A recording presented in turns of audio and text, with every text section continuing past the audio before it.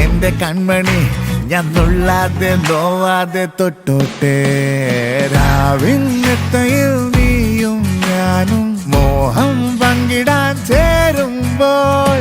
ഏഴാം സ്വർഗവും കണ്ടേ നമ്മൾ വീണ്ടും ഭൂമിയിൽ വന്നെത്തുമ്പോൾ നമ്മിലായി നാം നെയ്തിടും